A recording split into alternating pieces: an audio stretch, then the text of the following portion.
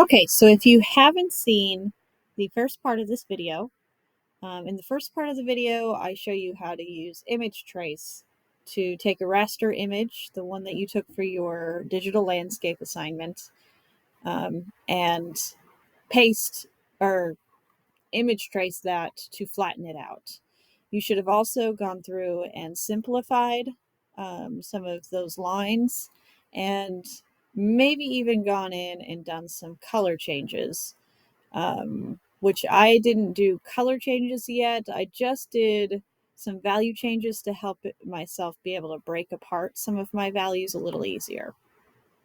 So now what I'm going to be doing is I am going to be separating these into a different assignment and start coloring them. So I'm going to rename this layer original, and then I'm going to add a new layer. This new layer, I'm going to title it, let's title it color. So at this point, I am going to be playing with color quite a bit.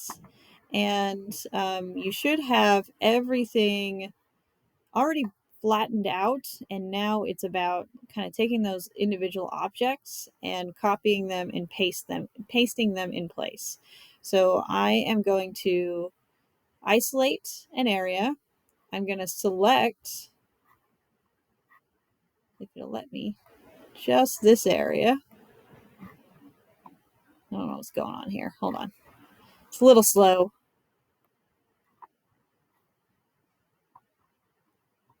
I think I have it. Okay. Select this area. I'm going to ungroup it too really quickly because it was grouped. And now I'm just going to select this area and I'm going to copy it. So you can do edit, copy, or you can do Control C. Once I've copied it, I'm going to click off of this area, go to my color layer, and I am going to paste in place. So it would be edit, paste in place, or Shift Control V.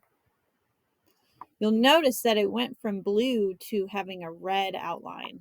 That red outline means that it is on my red layer right here.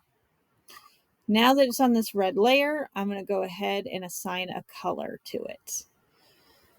It's up to you what you want to do for color. I want to go for nice bright colors.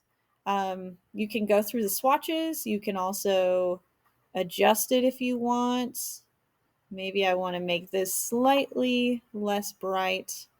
One thing I'm going to note is that this is CMYK colors. So in Illustrator, they're actually going to look a little duller than if you save it and you open it up somewhere else on your computer. So I'm going to do this again. I'm going to go to the original layer, which I don't actually have to click on that layer like Photoshop. I just need to click on the object I want. I'm going to click on the objects I want, which I think I'm going to ungroup those as well. And I am going to Control C for copy. Exit isolation mode, go to color layer. And remember, I'm pasting in place, which is Shift Control V. And now there it is. And I can assign a color to it. Let's do bright yellow. And I'm going to do the same. Actually, I want that to be a different color. Let's do violet. Clicked on the wrong one. There we go. Violet. Right. So I'm going to do it again. Select this. Control C. Go to my color layer. Control Shift V. I am going to go ahead and give it the same color as this purple one here.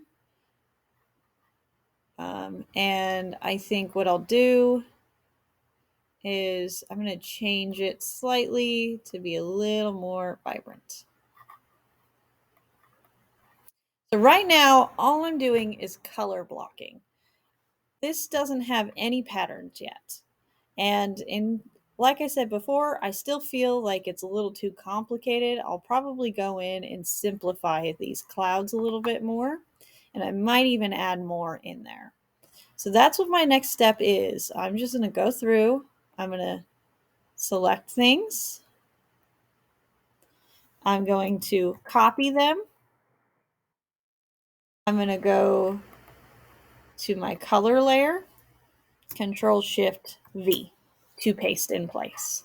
Once it's pasted in place, I will assign a color to it, dark blue, and move on. So hopefully this process isn't too complicated. I know it is a little bit more challenging than probably what you were hoping, but as you move through everything, you start to get a little bit of a rhythm going, and everything starts to look really neat too.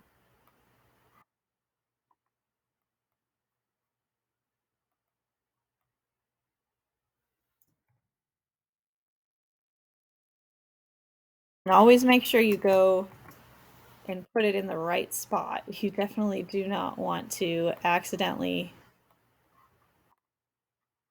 put this in the wrong spot.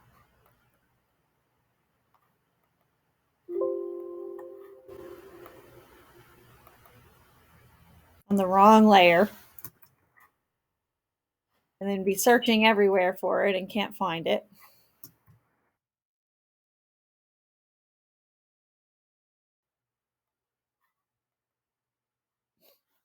So already my sky is kind of coming alive.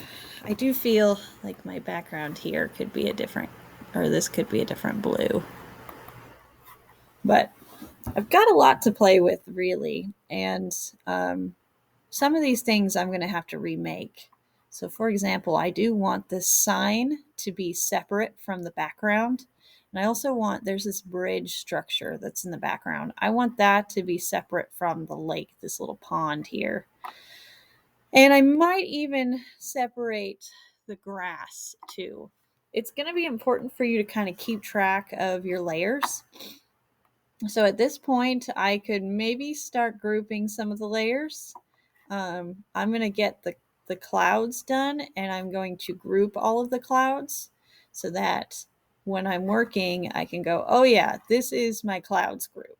And every time I need to work in my clouds group, I can go into an isolation mode, just like I'm going into right now. And that should make it easier for me to make sure that I'm putting everything in the correct place.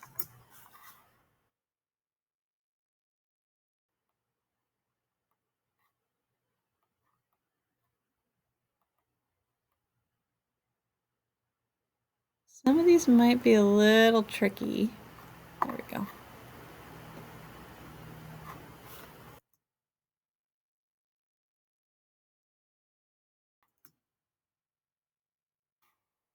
Go ahead and give this bright pink. And like I said, make sure once you've got all your clouds in there, you group them. And remember, it's really easy to group different paths. You can do so by clicking over in your layers on like the one you want to group, and selecting Shift and clicking on the next one, and then you can click on group here. You can do Control G. You can go to Object Group. Another thing you can do is you can select your objects. You can click one at a time using Shift to make sure you're grabbing all the ones you want. And then, like I said, using group, what have you. Another thing that you can do is you can lock this layer and just kind of drag over the ones you want to group. And then, like I said, group, Control G, anything you want to do to make sure they're all one object. Alrighty, so that is the next step, is colorizing your image. And don't be afraid to add more shapes in there and break things up a little bit more. So have fun. Hopefully it won't take you too terribly long, since most of the work was done by that image trace. Thank you for watching, and I hope that you enjoyed.